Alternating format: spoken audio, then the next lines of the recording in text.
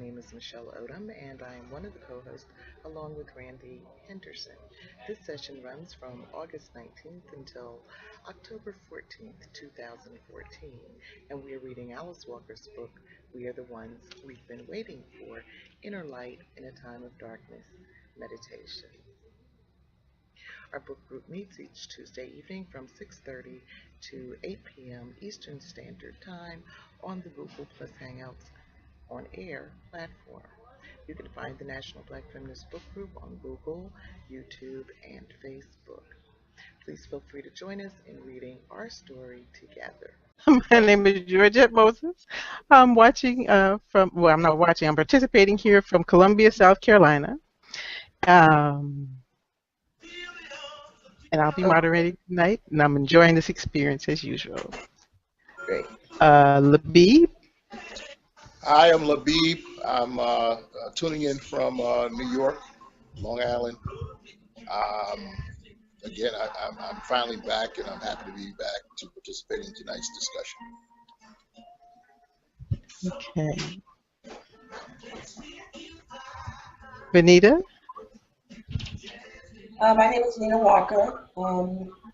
I've been a member of the book group since session 1, which was very stimulating. And I look forward to session 2. I'm actually chiming in from Connecticut, in case anybody's interested. Okay. All right. And last but not least, Michelle. Hello, everybody. I am Michelle Odom, and I am joining you from New York. I'm in Manhattan today, in the Big Apple. All right. Tonight we'll be discussing Chapter 2, Childhood, and Chapter 3, When Life Descends into the Pit, of our book, We Are the Ones We Have Been Waiting For, Inner Light in a Time of Darkness, Meditations, by Alice Walker.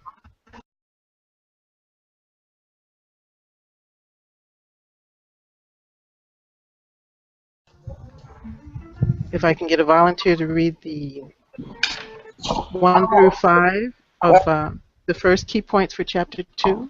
All right, I'll volunteer. All right, thank you, Venita. Chapter 2, The Best of Times. Miss Walker has a passion for gardening. At her country home, she grows everything from corn to kale, figs, peaches, and several varieties of potatoes. She shows her enthusiastic daughter that harvesting a potato can be just like finding gold. It reminds her of the joy and wonder she experienced as a small child when her parents introduced her to the magic of nature by way of farming and gardening. I can't see, excuse me.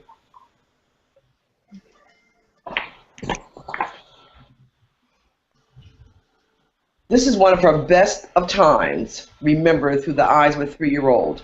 Her father playfully told her that eating a watermelon seed would cause it to grow inside her stomach. She could see that planting the glossy black seed in the ground reaped a field full of gigantic, delicious watermelons. It was all too wonderful for words and too incredible to believe. She considered it the best of all possible worlds, despite the hardships of her tenant farming in the South for a family of color, and her country upbringing would inspire many poems and essays. Using the same childhood wonder, Miss Walker displaces despair and overcomes the many difficulties and hardships she has experienced. Her secret? Despair cannot share the same space as wonder, and she has that in abundance.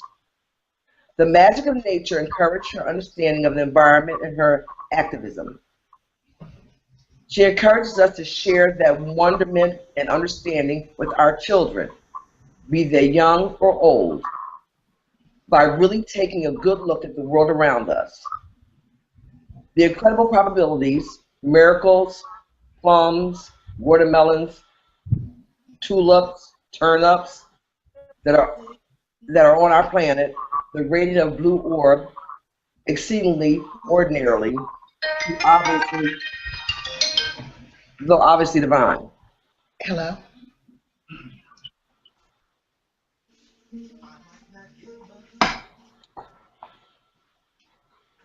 Okay. A. Would you read, yes, the first question. Okay. Question number 1.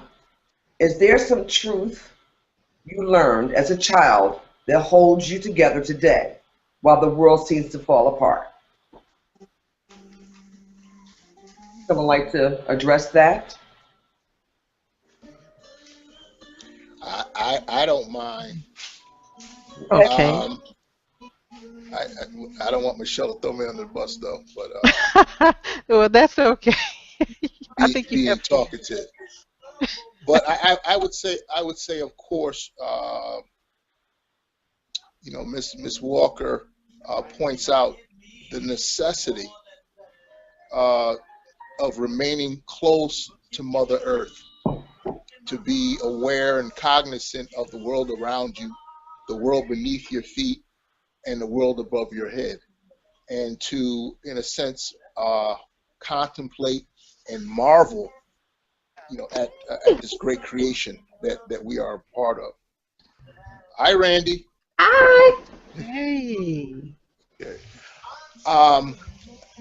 I'll say this, that when I was I think about 18 years old and a freshman in college, I was having a little difficulty with my then girlfriend, and so I went for a walk, and I found that oftentimes if I needed to clear my head, I would take a walk. So as I was on this walk, this idea came to me that and it helped me to get over, the difficulty, and that was that there is nothing in life that's guaranteed, not even life itself. So what you want to do is take each day, each moment, and treat it as precious, treat it as the opportunity to learn something that will help you to continue to move forward. And I haven't forgotten that to this day. So I concur with the author that we must stay grounded and stay mindful and appreciative of the world around us, Mother Earth. I try to keep it as brief as possible, Michelle. Yeah. Very nice.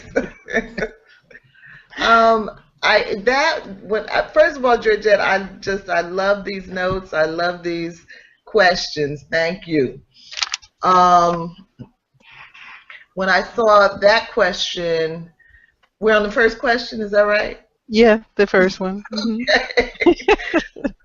When I saw that question, it took me back to so many things.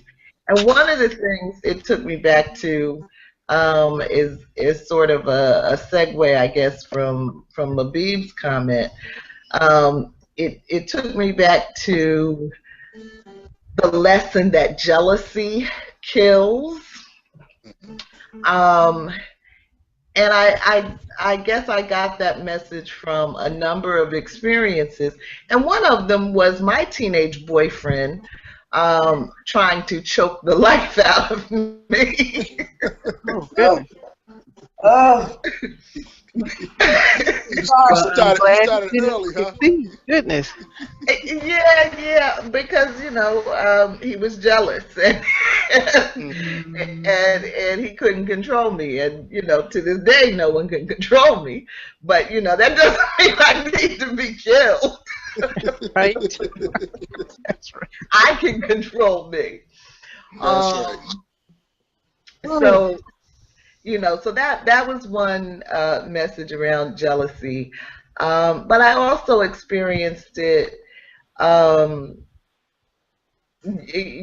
being a preacher's kid of fairly well-off parents, and the jealousy that I experienced from people around me. I don't know if it's this chapter, because of course I've kind of skipped ahead in the book. But I know somewhere Walker talks about it being a world of abundance. And that always seemed to be the case to me, both both in terms of abundance in things that are good and abundance in things that are not so good. And so, for example, I think we have more than enough problems. And there more than enough problems that everybody ought to be able to find something productive and challenging and meaningful and helpful and to do with their lives. And so there's really no need to be looking at another person and feeling like, um, you know, being jealous of whatever it is they're doing when, you have the opportunity to um, attack the world's problem just like anybody else. So that's all I say for now. Okay. Thank you, Michelle. Thank you. I spent a great deal of my adolescent years with my godmother and godfather that lived in Center City, Society Hill in Philadelphia. And they were pretty cool people. Actually, they were super cool people, to be honest with you. I remember my godmother always telling me how special and great I was in every way. That's probably why my head's so big to the day. I mean, I would blow a feather and she would say, "You're great." I remember her telling me that I was what I think, and I used that phrase, and she told me over and over again, I guess until almost my adult years, when I was first diagnosed with lupus 7 years ago. And I remember, the horrible experience, and it's a long story, but it wasn't pretty. And I remember going to the doctor, and the doctor telling me, if you take care of your mind, I'll take care of your body. And I used that phrase over and over and over again to help myself heal. I am what I think. Lupus doesn't have me, I have it. So, you always have those things in life, and believe me, I don't know what I would have done without that phrase. And I remember many days just laying in bed, and you're in your own mind, and you're full of medication, and your whole life has changed on a dime without warning. Just one day, bam. That's true. And that's what happened to me. I mean, an active person, exercise 3-4 times a week, the health club for 30 years, the whole 10-yard, lots of energy. All of a sudden, you're in your back, literally, for 2 years. So I would just repeat that phrase over and over to myself to help my healing. And I don't know What's the phrase? What's the phrase? You are what you think. You are what you think. Okay. If you think that lupus has gotten you instead of you have gotten it, then it will have you. So I would tell myself over and over again, this is what I have. That's all I have. Now I have it. So you go through this period of mourning, and I have ADD, so I can only mourn for like 24 hours, whether I'm standing or laying. I accept it, and I kept it moving. And I would just tell myself that over and over again. And I tell you, that's one thing. There's so many things I am her. But that one particular thing I had to pull from back here to give me strength. And it has. And it still does today. And I even tell my children that. And that's the funny thing about it. I've even told my sons that. If they have a good day or if they have a bad day, you are what you think. Mm-hmm. Just like you are what you eat. If you eat potato chips, you got a potato chip body. If you eat vegetables, you have a vegetable body. So, long story short, they were pretty cool, and I use it all the time to survive, and it is a survival tool for me. All right. And Thank you. that's what wisdom is. It's a seed that's planted, and over time, it grows, and you'll notice when you have certain experiences, all of a sudden that seed that was planted, comes into play. You're able to refer to that wisdom that was given to you, years ago, and apply it, and it helps you to again keep moving. Keep it moving, Labeeb. Hmm. That's